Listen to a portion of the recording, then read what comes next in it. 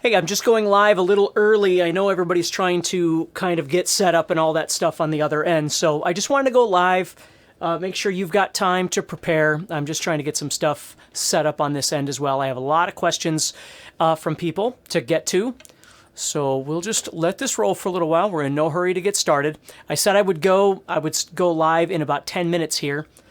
And we still have some time. So if you're out there, hey everybody, I went live a little early. It's not a big deal. We'll go as long as we need to. Hey guys, I just wanted to make sure that everybody saw the thing. I just sent out a text and let everybody know. Hey Tyler. So I just wanted to let everybody know that I was here. So we're in no big hurry. I got lots of questions to get to.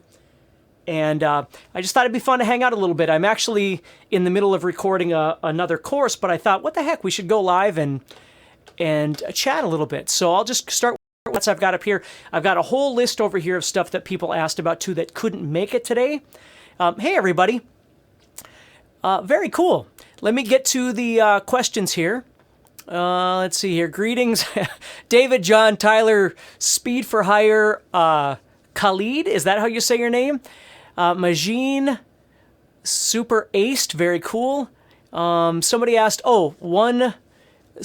hey, do you have a Les Paul? I don't have a Les Paul anymore. I used to have a Les Paul. Nothing wrong with Les Pauls at all. I'm 5'2", and Les Pauls tend to be quite heavy.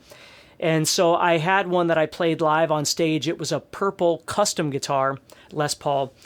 And it was just too heavy for me. And plus, I grew up playing the Ibanez Gem. I bought one of these back when I was 17. I bought my first brand new guitar. That's when the Ibanez Gem first came out. And I really got used to this Strat style setup of having, the volume here and the toggle switch down here. So for me, the Les Paul thing was really weird for me, having the toggle switch up here and just all that sort of thing. But they're wonderful guitars. So I strongly encourage anybody to play them. They're just not very comfortable for me. Hey, Scott. Awesome. So glad you guys could make it. Let's see. Hi from Tennessee. Hey, Dave. Hey, everybody. It's so awesome. Kelly says, I just bought a Les Paul Studio. I love it. That's awesome. Congratulations. I talk a lot about, this whole weird thing about like when you go into a guitar store or you go online and you're kind of inundated with people telling you what to buy, what pedal's better or what guitar is better or what strings are better.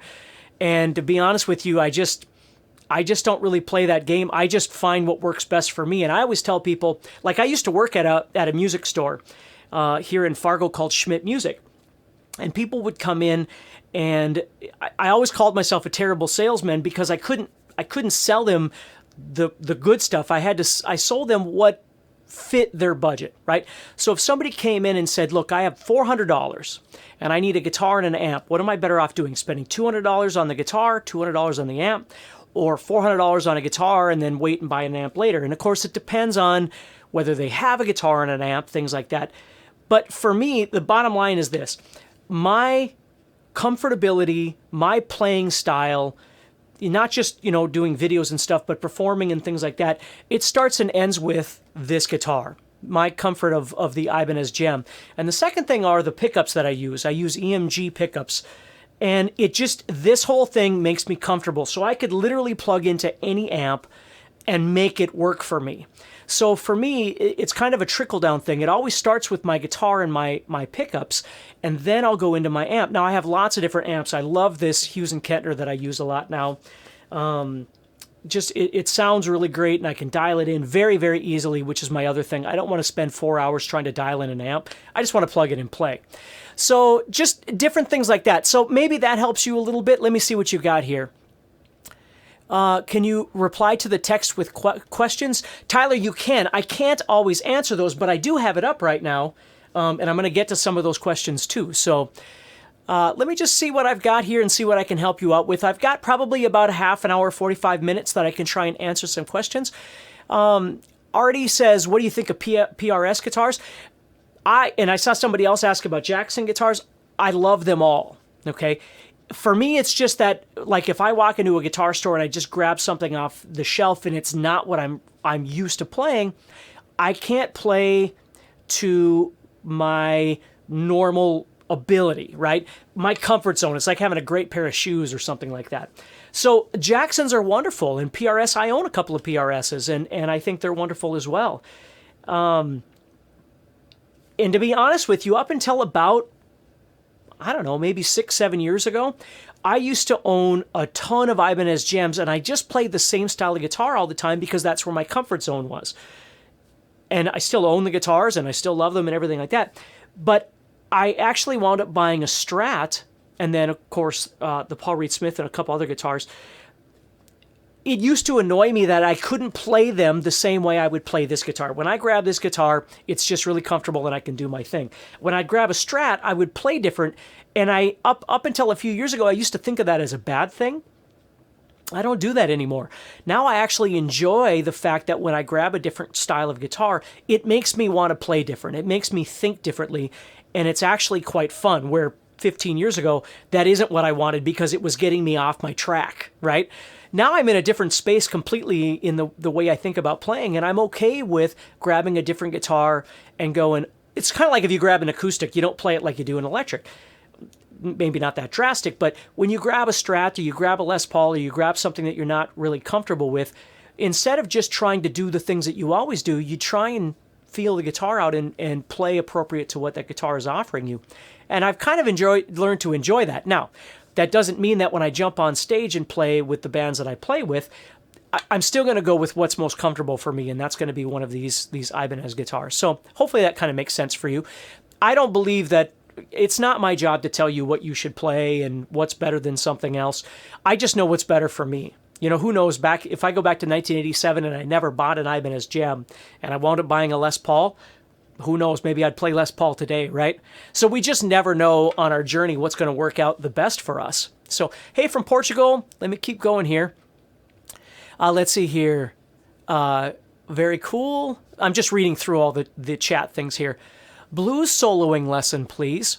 Okay, well, let me get to all your chats here because I see there's a whole ton of them. But let me just start off by giving you a couple of things. Now, you guys know that I have tons of videos here on YouTube that you can check out for learning, and I've got guitar courses and a guitar club through guitarzoom.com that you can check out and things like that. And I'm not trying to solicit it. I'm just telling you that if I answer a question like blues soloing lessons, please, there's only so much I can talk about because there's so many other people to get to. But let me give you a couple of tips, and then you can always check out some of my other videos here on YouTube if you're, not looking at, spending any money, and I think that's wonderful. And if you do need a bit more training, that's why I have stuff available through GuitarZoom. But let me answer your question here. Now, when it comes to blues soloing, generally we think of blues soloing as starting with the pentatonic scale. I'm going to back off my distortion a little bit here. Okay, so what happens is the easiest way to approach thinking of blues is adding in a couple of really important notes into the scale if you haven't already done this. One is going to be what we call the blue or blues note. Now I'm using A minor pentatonic right now. Okay, now when you play that scale though, the pentatonic is a wonderful and very useful, very economical scale that you can use in a lot of different situations, but really it's when you start adding some notes to that scale that it starts developing some color. And then of course it's the way that you approach playing. So if you think about this A minor pentatonic, the first thing I want to add is this blues note, and it's included right here. It's that right there. Now in theory we call this a flatted 5, and it's not a real beautiful sound over the root. It actually sounds kind of ugly. But it's a great note to resolve forward or backward. So when I play,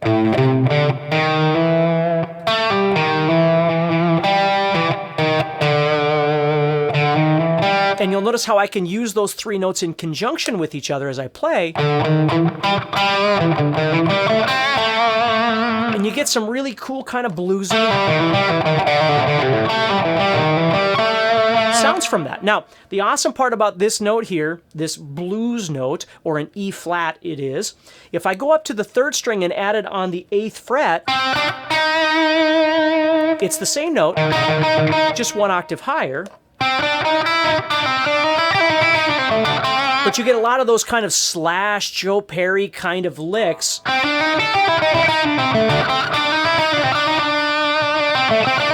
by adding it on the 8th fret of the 3rd string there. Now it's the same note, but because here it wound up between the 1st finger and the 3rd finger in this kind of chromatic shape, but up on this string, it wound up on my pinky over here. So this is really important for a guitar player. The positioning of the notes that you want, they are the same notes over and over and over. But because your fingers the notes wind up on different fingers, therefore you play it differently, oftentimes it's fun to practice it in different positions to see what kind of sounds you get. When I play that blues note here, I'll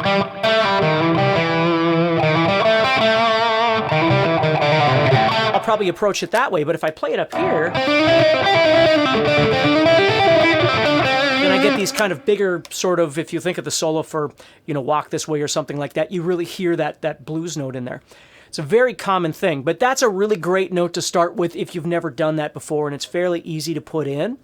And just remember that it's not a note that you want to try and emphasize. You don't want to land on it over the A, but you want to use it as what we call a passing tone or a passing note. We're leaving it going somewhere, and then it resolves. And it sounds really, really nice. Okay? So hopefully that helps you a little bit, okay? Let's see here. Chris says, fell asleep at 4 a.m. watching Steve videos, woke up to a live stream. Oh, that's awesome. That's great. I don't know if that says Julius. I can't see. I got my contacts in, but it says, I'm happy to see you again. I'm happy that you're here. Thank you so much. You own an Ibanez JS24. It's a great guitar. Again, there are so many wonderful guitars out there, but I just find that you all just have to find what works best for you. Don't let somebody try and convince you that you need a Jackson or you need an Ibanez or you need a whatever. You got to figure out what works for you. I'm 5'2". The Les Paul just didn't work for me. The gems have always worked. They're very thin. The necks are very thin. It's very easy for me to play quickly. What I love about the newer gems, and of course you find this on a lot of other guitars too, not just Ibanez, but I love the heel on the back. So it's really easy to get up in here, where my older gems didn't have that. They have the normal block heel. So when I would want to play high up, my thumb would have to come around the front to be able to reach things. Now with this all-access heel that they've got, it's really easy to get up in there and play. And again, I know there's lots of other brands out there that have that. But that's something that's really important to me. Having 24 frets is important, not so much because I play at the 24th fret, but because it kind of moves everything else down. So if I'm playing in the key of A is a really comfortable position to play in. It's not way up here. I'm not having to reach. It's really comfortable to get to that. And of course, in rock and roll, we play in A quite often. So that would be another thing. Just different kinds of things like that I really enjoy. 7 says, I have an Epiphone Les Paul. Absolutely love it. It's kind of hard to play on the high frets. Yeah, that's kind of what I was just saying. But you love the sustain. That's awesome. If you find what works for you, here's the deal. I have friends out there that are gear junkies, right? They love to buy gear. So they're always buying different pedals, and they're always changing their tubes, and they're always, trying all these different things. And I think that's wonderful. Again, if they've got the time to do it and they've got the patience to do it, I think that's wonderful, because those are the guys that I usually call and go, hey, I need some tubes. What would you recommend? And of course, they tell me. But my life is so much simpler because I don't need a lot of anything. I've stuck with the same things over and over and over, and it's done me very well. Here's something else I want to tell you too. That's just kind of bleeds into this conversation. Then I'll get to your questions. Do you ever feel like, and I'm not far enough in the chat to see your responses, but do you ever feel like every time you turn on guitar, or you turn on social media, or you turn on, a video or whatever it might be, and you see somebody playing and you go, oh, that's what I want to do. Well, that's what I want to do right there. Yesterday, I wanted to do that, and now today, I want to do this. I love that feeling, but I also hate it at the same time, because it always feels like I'm floating around, going off on a tangent all the time, and I'm not really working on me. I'm just watching everybody else going, I got to be able to do that. I mean, listen, I'm 48. I grew up in the 80s. The 70s and the 80s. So when I was 13, this was 1983, and I'm trying to learn how to play guitar, and my hopes are getting in a band, all I'm thinking is, well, I got to play as good as Tony McAlpine, and I got to play as good as Yngwie Malmsteen, and I got to play as good as Eddie Van Halen, and all these amazing guitar players. And in my young eyes, I'm thinking, I'm never going to be good enough to play in a band if that's what you got to be able to do.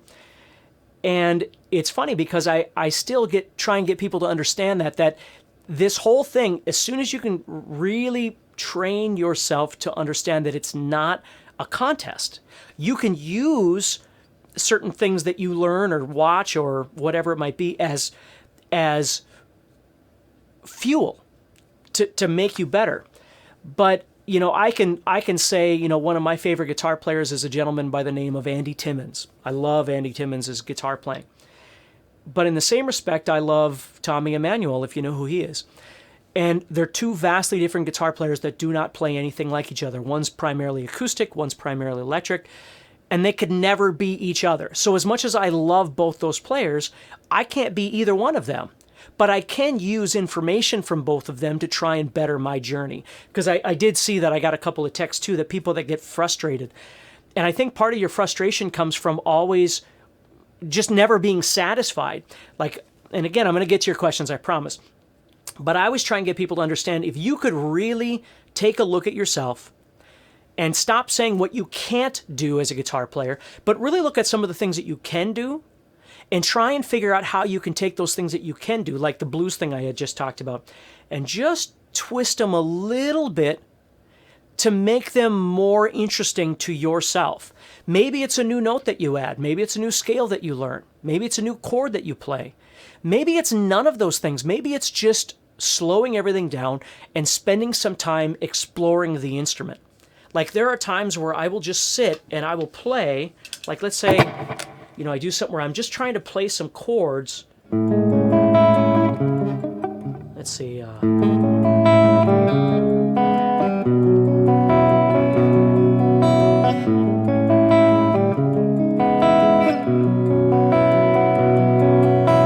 And I'll just try and explore something.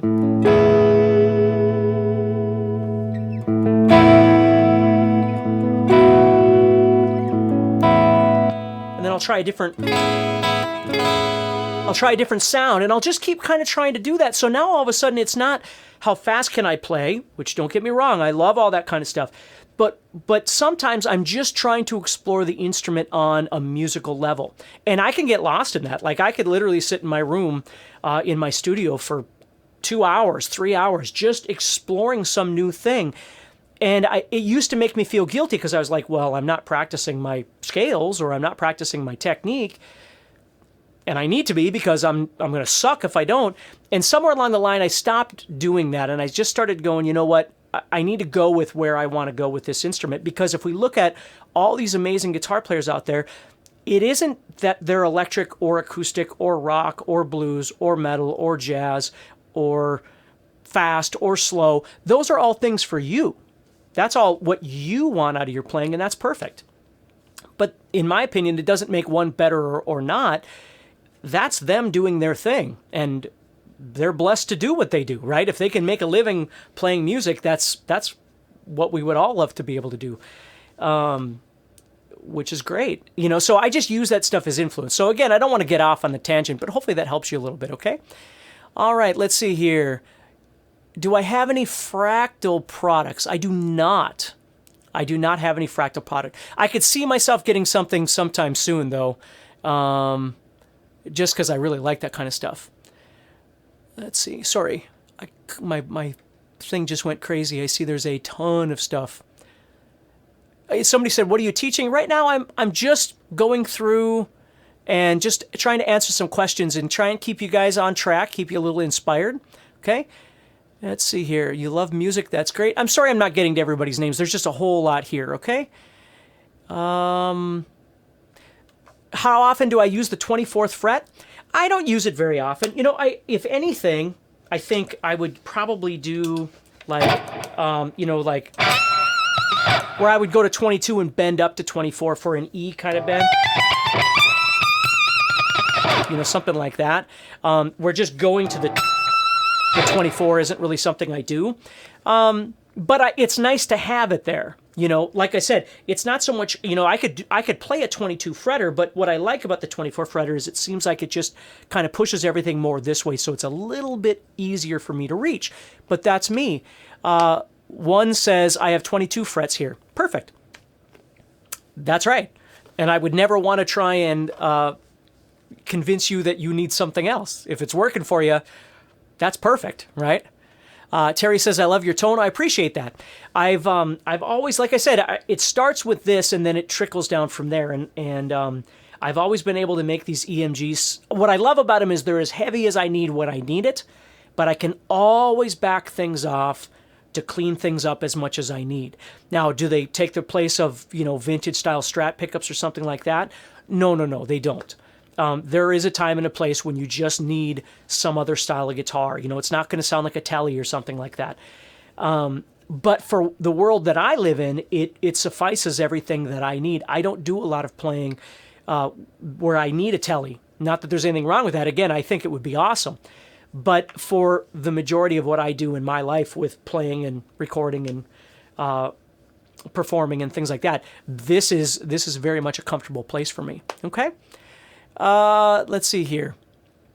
What are my thoughts on Fractal? I think they're awesome. I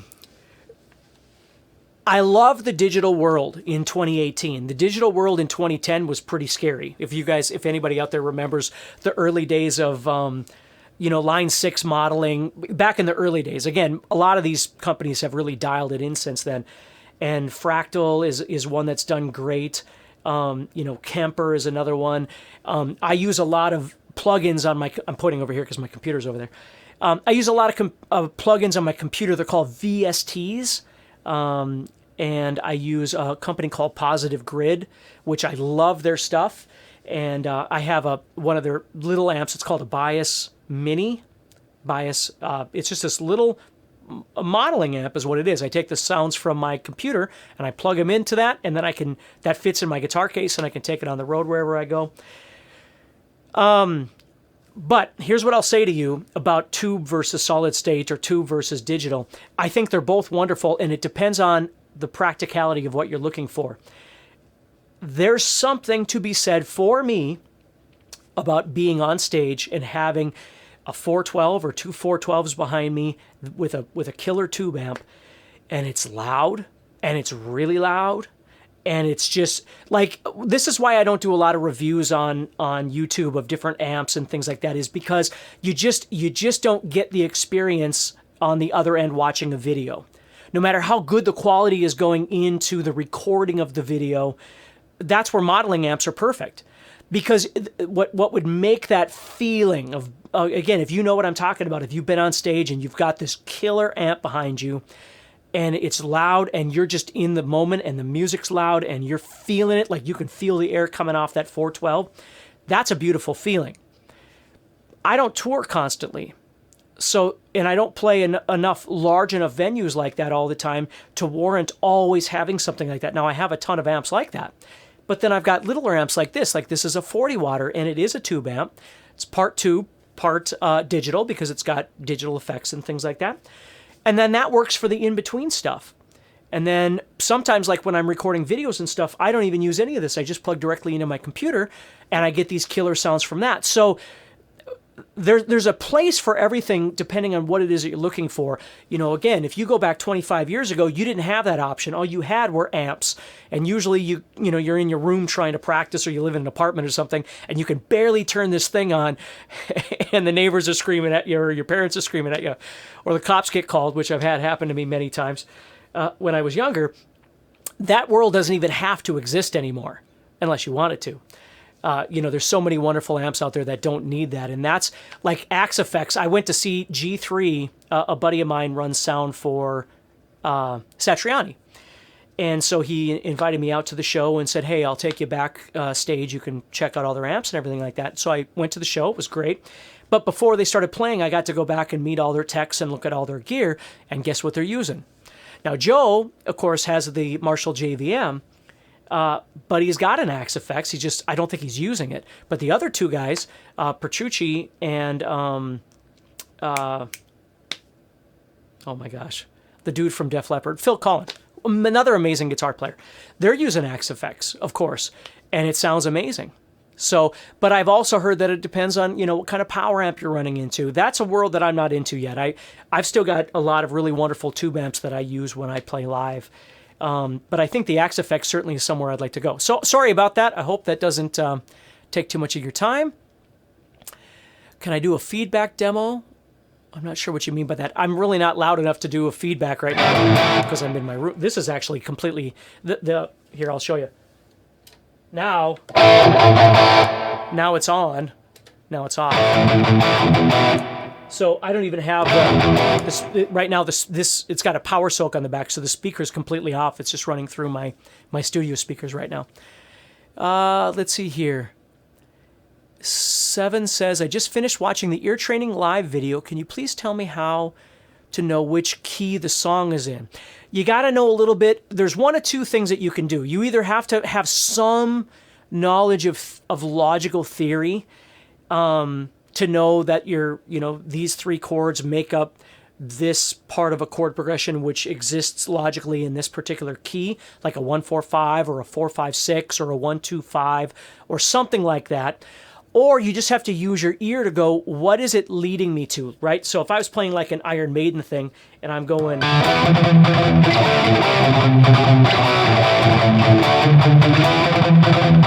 or something like that, whatever it might be, right? I know my logic tells me that the E chord, the 7th fret of the 5th string is the primary chord because that's where it wants to go back to. But that doesn't really tell me the bigger picture of what key am I really in. That's where theory comes in. So, I don't think that everybody needs theory necessarily, but if you're at that place where you're asking why and how, it's really a nice place to go to start learning the logistics of how things kind of work together. I don't encourage people to learn theory to depending on your path. I mean, if you like to write pop songs or, fundamental kinds of songs, theory is a great thing to use, but I think a lot of the really great songs that people write just come from exploring the fretboard, but it's when you get stuck, like you're writing something and you go, I don't know where to go from here. That again is where theory can really come in and go, hey, here's some options of things that logically make sense that you could try.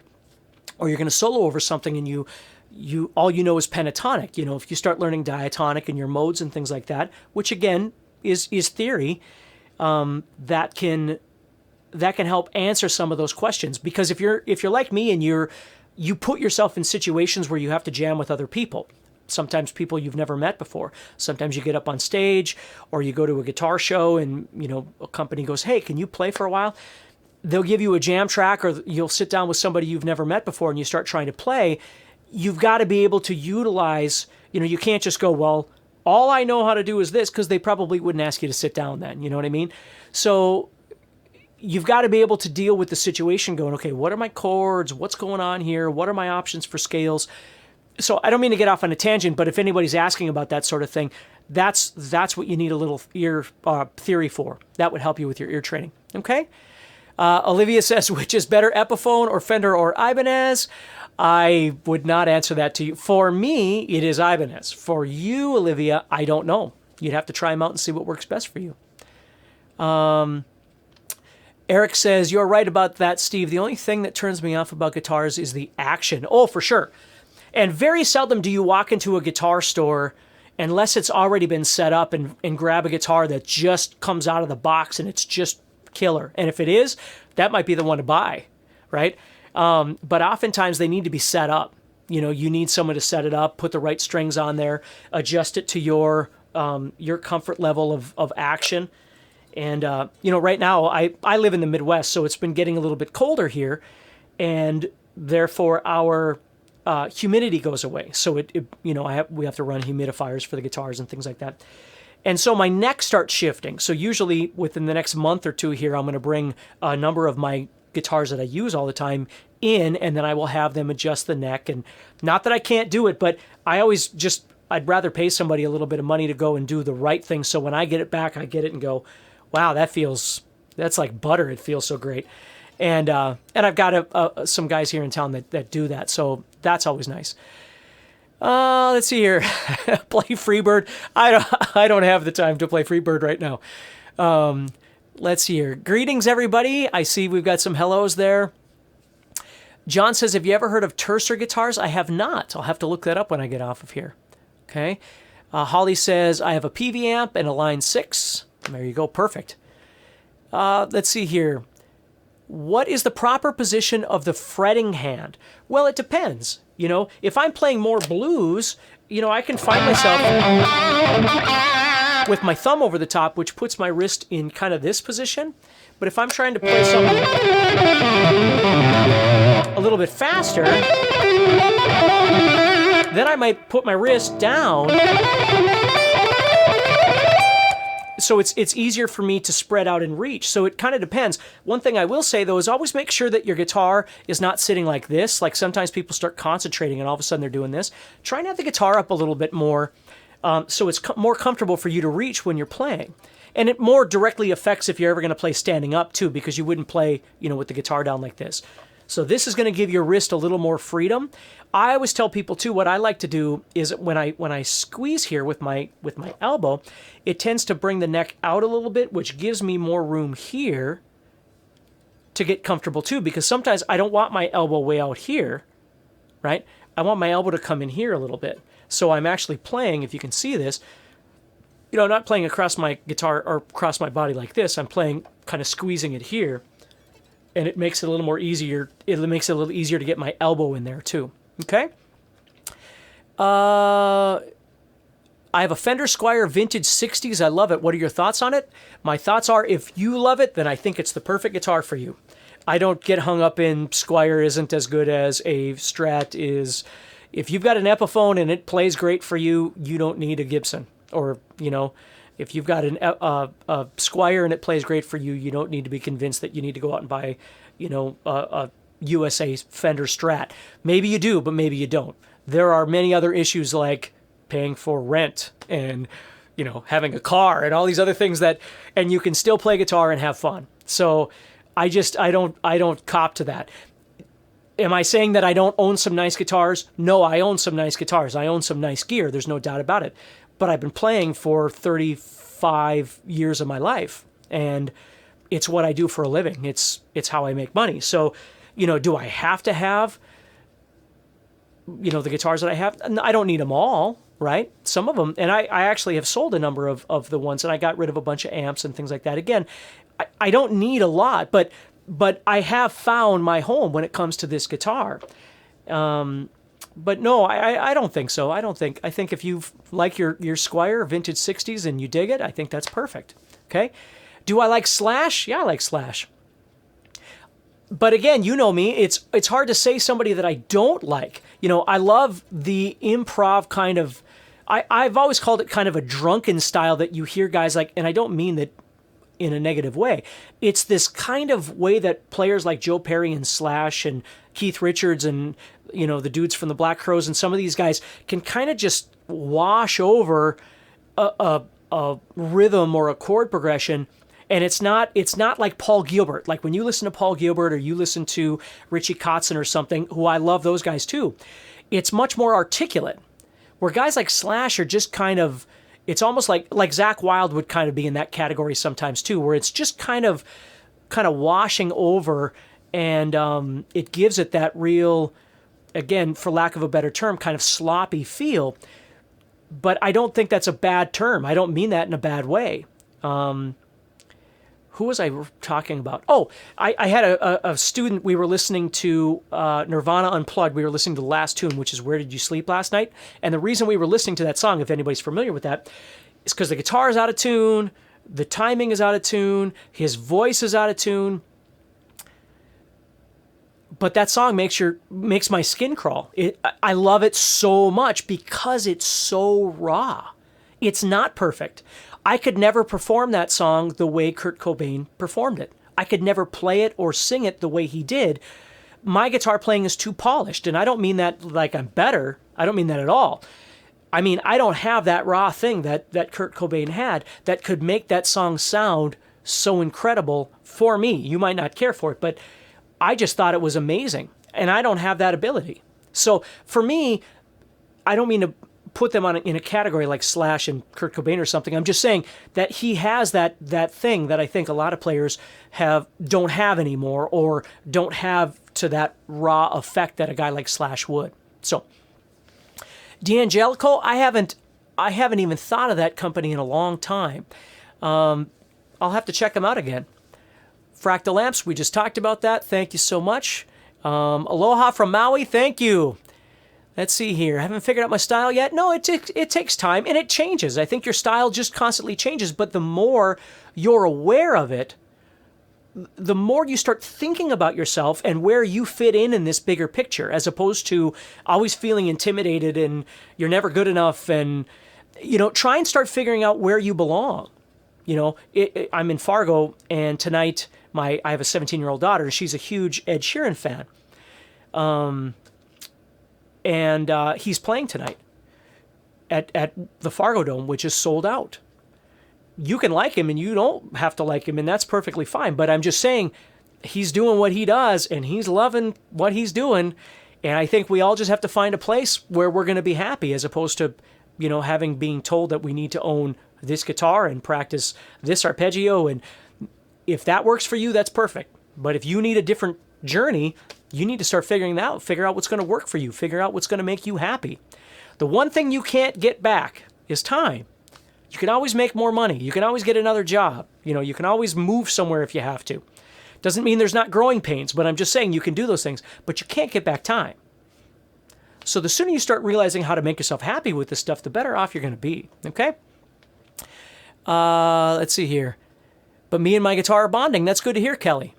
Anytime I go back to Ibanez, it feels like home, man. I totally get that. There's the feedback demo thing. I don't have the availability of doing feedback right now because I'm just not loud enough. So if I do this, it's not going to feedback. I'm just not loud enough. Okay? Let's see here. Proper wrist position. I just talked about that. Let's see here.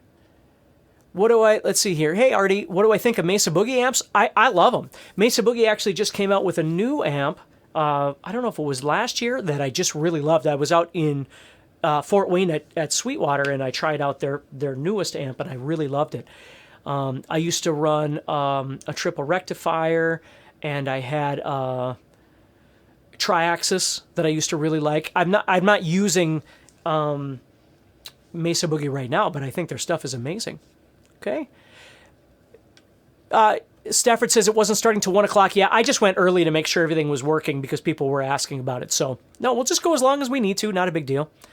Okay. Sunder says, I've got a $100 guitar, but it's nice. Then it's nice. You can learn how to play on that. Play Freebird. I see it again. Who are some of your favorite guitarists? There's so many of them. But I would say definitely guys like Andy Timmons. Guthrie is another one that I really like. Yeah, I'd have to really think. There's just so many. Back in the day, it used to be the usuals, Vi and Satriani and guys like that. But I've just, Richie Kotzen now, his playing just is astonishing to me. Not that he wasn't amazing in the 80s, but I just love his playing. There's just a lot of them. Tobin is another guy that I really love. Yeah, I'd say some of those guys for sure. Let's see here. Tips are appreciated. Good thing. Play Freebird again. Oh, that's awesome. Do you have anything for alternative rock lessons? Eric, what would be considered alternative rock, and what do you think that you need from it that you're missing? Okay, that would be a good question maybe to start with. When you up to a certain fret, do you start to use the third finger instead of your fourth finger like you would lower down the neck? I think you're missing a key word there, Paul. When you up to a certain, do you mean when I bend up to a certain fret? Because if you mean bend, Paul, I very seldom bend with my third or my pinky. I'd almost always bend with my third finger, my middle finger, or my first finger, if that's what you're asking. Let's see here. What makes an acoustic guitar, do you feel, get the best sound? Honestly, Dave, with an acoustic guitar, it really has to do with the construction and the wood that they use. The body size makes a big difference.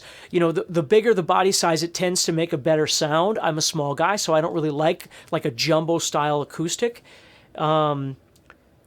But acoustic is different than electric because the acoustic has to make the sound on its own. So if you have a $100 acoustic, you can still play it. It's just not going to sound near as good as a $500 acoustic is going to sound. Where oftentimes the electric guitar, as we just talked about, the electric guitar has so many other devices that can edit what it sounds like that it sort of no longer sounds like a wood instrument. It's got all this other stuff that's happening. And the other thing is that that rawness of a lesser expensive guitar sometimes can be something that people are really looking for. You know, if you look at older alternative bands and things like that, you know, that was kind of their gig, was using guitars that were kind of under the radar and cheaper because it gave them that raw element. So something to think about anyway. Have a seagull, and I love it. That's awesome, says What's Up Doc. Okay, thanks for your enthusiasm. You are always welcome. It's really, really important. Okay, especially in this social media world, it's just too easy for people to be awful to each other. It isn't worth it. Do me a favor. Every once in a while, maybe not when I'm live, but every once in a while, shut everything off. Shut your Facebook off. Shut your YouTube off. Just play. And then take your acoustic outside and play. Unless you're in Fargo and it's 30 degrees. Maybe you wouldn't do it then. Okay? Awesome. Thank you. Thank you. Freebird again. Oh, this is good. Thank you. Thank you. BB box. Okay. Kelly asked for BB box. So if you were in A minor pentatonic like we were just talking about, on the top here, right here, where these two eights are, we have the second position, which if you look, I've got some videos out there that talk about this, and I'm sure I've got one called BB box, or BB King box. But when you go to the second position, you connect your positions together by playing the same notes over and over and over. But because if you think about it, the guitar for me is like 6 pianos, right? We have one piano here, then we have another piano here, but they're kind of off-centered from each other. So we're playing, when we play pentatonic, we're playing 5 notes that just get repeated over and over and over. So the positions enable us to connect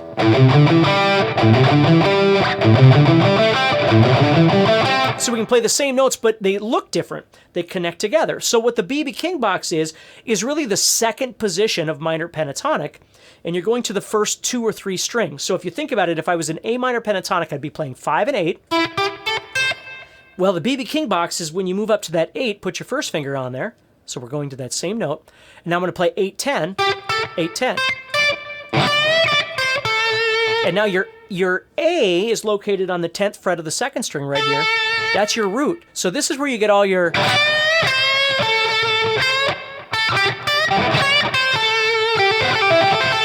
And BB would spend a lot of time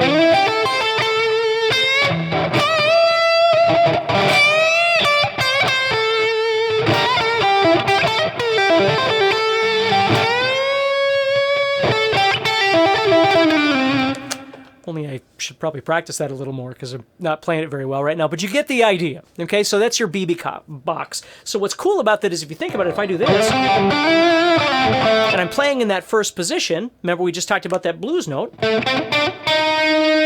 Okay, when I come up here, it's right here, it's the 11th fret.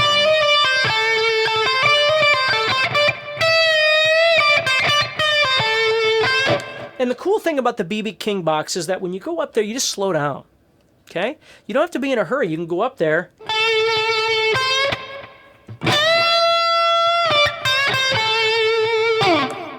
You know, and just kind of hang out. So blues, oftentimes, we can make blues crazy, but if you're looking for the BB King box, what you're really looking for is just to slow down a little bit and enjoy that, okay? Hello from Arizona. Hello, Sean. What am I teaching? Just all kinds of stuff, Tony. We're just kind of all over the place. Any questions people have got, okay? How would you solo over E major to C major and keep it Lydian? Would I play the B major, then G major? Well, now you're playing other chords, though, right? So the thing about Lydian is that Lydian, the bottom line with Lydian is you're trying to raise the fourth, right? So if you were playing E major 7 or E major or whatever you want, you're trying to get that kind of sound. 1, 2, 3,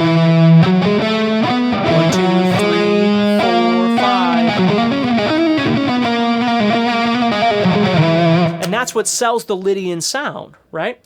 So if I'm playing E Lydian,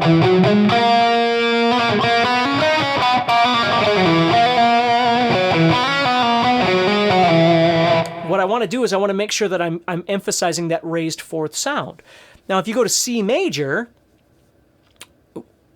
I'm not sure what you're asking here, because if you wanted to go to C major and keep it Lydian, you would just change keys. You would then play in C Lydian using the raised fourth. Right? Now, if you need a bigger perspective, what I like to do is I always think, well, if I'm going to play E major or E Lydian, if that's what you're asking, Gary, if you're going to play E Lydian, what key are you really in? Right? So you have to think, well, E would be the 4 chord, F sharp would be the 5, so we're in the key of B major. So if I was in E and I was playing a B major scale,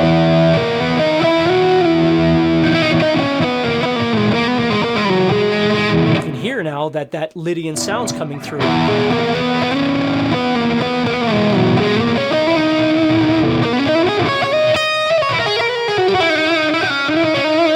But when the C major chord comes up, if you want to be in C Lydian, then you got to figure out what key you're in there, right? Which would be the key of G, because C would be the 4 chord. Again, that's how I would approach it anyway. And let's see, Paul says, hi, Steve. Hi, Paul. What do you think of playing electric guitar in the classical position? If it works for you, I think it's perfect. I haven't played classical guitar since college, but listen, I've had many students throughout the years that have played on this leg, and I think it's just fine. It's just always remember, ultimately, when you stand up, it's all going to feel differently. So the most important thing is what's going to work best for you. So if you make the conversion to standing up, and I always tell people this, if you know me, you know that whenever I teach or I talk about playing, I'm always talking to you through the lens of the real world. Like, if you were just to be alone for the rest of your life in your room playing guitar, does it matter, sitting down, does it matter if it's on this leg or this leg? No. Okay? But when I talk to you, I'm always talking to you with the hope and encouragement that someday you're going to play with somebody else. You're going to jam with other people. You're going to perform. You're going to do whatever. Someday you're going to do something that is next level, that's going to be fun for you. It's going to be a great experience for you. So that's why I would say that is, which leg is better? I don't think it matters, but I think about what feels better when you make the conversion to standing up and playing, if that's something that you can see yourself doing someday. Okay? Let's see here. Hey, music. Hey, Patty. Let's see here. Do I suggest a practice regimen for learning blues or a beginning point after the blues scales? Carl, hey, Carl. You know, I think a practice regimen in general is really nice. Now, for me, what I try and have people do for the most part when it comes to practice is doing fundamental practices, which is strengthening, right? Strengthening of your fretting hand, strengthening of your picking hand, speed of your fretting hand, speed of your picking hand, synchronicity. So it's not blues or rock or metal. It's just this next level element that makes everything stronger and faster. You know, when we talk about blues, Carl, you know, a practice regimen for learning blues, I suppose, would be something like learning your blues scale, right? But a speed lick is a speed lick is a speed lick, whether it's going to be used in blues or rock or whatever it might be. And then that becomes something that you can practice on a daily basis. So like sometimes what I'll do is I'll just take something, you know, I might play just like a Paul Gilbert kind of thing. So if I'm just doing something like this,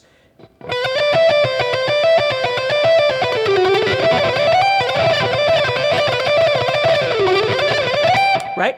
But if I convert that into something bluesy,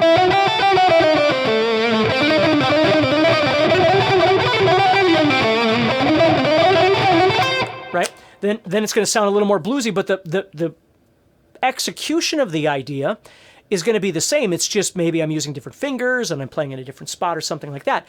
But the buildup of that actual lick is something that would need to be practiced on a daily basis. So hopefully that helps you a little bit. Holly says, how do you handle shoulder pain? Old dog 66, it's a tear. you might have to take some time off. You know, Holly, as I get older, what I find is it takes me, I don't know, 30 minutes, somewhere around there, to even get into a decent practice zone for myself. Like when I first grab the guitar, it's usually, did I forget how to play? And then I'll have to sit there for a good 30 minutes or maybe longer or whatever, just warming up on stuff to get kind of in the zone that I need to be in. Right now, again, it's cold outside, so my hands are freezing. I've got arthritis in my hands, so, you know, I tend to run, you know, warm water on my forearms and my hands and things like that. So with a tear, the problem is, the other thing I want you to think about is how are you sitting, especially with a tear, right? You don't want to be slouched like this and kneeling over like this. You need to make sure that you're sitting appropriately, and everybody should be doing this anyway. But make sure the guitar is coming to you. Don't mold yourself around the guitar. Make the guitar come to you. If you need to elevate your leg a little bit by propping it on something or whatever it might be, you know, bring the guitar up as close as you need. And if you've got an injury and you don't want to take time off, you need to make sure that you're really resting whatever that is. Ibuprofen, you know, heat and ice. I've never understood which one is which, you know, for which kind of pain. Maybe somebody on here can help you with that. Okay. Let's see here. Look at the tats and ponytail. Leave some ladies. Yeah, my wife is in charge of that. Actually, my kids, I have 2 children. And I am the only dad in the small town that I live in, because I live just outside of Fargo. That really looks like me. So, you know, I've asked my kids, especially when they're younger, you know, should I get a haircut? Does that make you feel better? My kids are like, I wouldn't even know who you are. Like, no. So as long as my wife and kids are good with what I'm doing, I am fine. Okay. Let's see here. Kelly says, thanks for the inspiration. You are absolutely welcome. Okay. Andrew from Birmingham. Thank you for being here, England. I don't know what time it is over there. 6 hours? It's almost 8 o'clock maybe. Okay. David says, I love all the lessons I've gotten from you. Awesome. I'm glad to hear that. Thank you so much, guys. Okay, what time is it here? So we got 1:40. I suppose we should probably get going pretty soon here. Just want to read through some of these. Have I ever tried a solar guitar? No. Mike, I need to try one. I really do. I need to try one of those because they look cool, and I need to give it a try. Okay, let's see here. I'm curious to which chord progression would go with each mode. Well, Anthony, think of it this way. Instead of worrying about each chord progression, just try and find a way to emphasize the chord that you want. If you're playing an Ione, let's say we're in the key of G, Anthony, and you're playing in G major, so we're using all the chords of the G major scale. We've got G major, A minor, B minor, C major, D major, E minor, and F sharp diminished. Okay? So if you wanted to practice the G major or G Ionian, you would build something emphasizing the G major chord.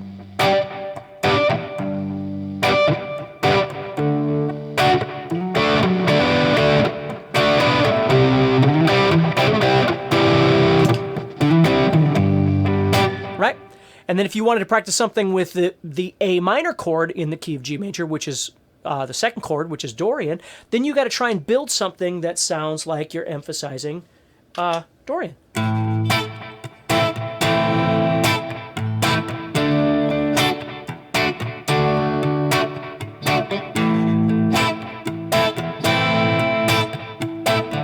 If you wanted to practice Phrygian, you'd go up to the third chord, which is B minor. And the big thing with Phrygian is if you utilize the one chord to two, or the third chord to the fourth chord, you're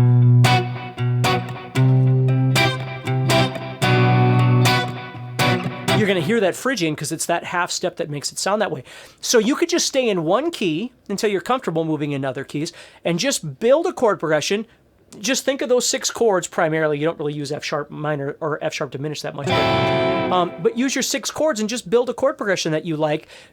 And this is great for songwriting skills anyway, trying to make that whatever chord, 1 or 2 or 3 or 4 or 5 or whatever it is you're trying to do, make it sound like it's the primary chord.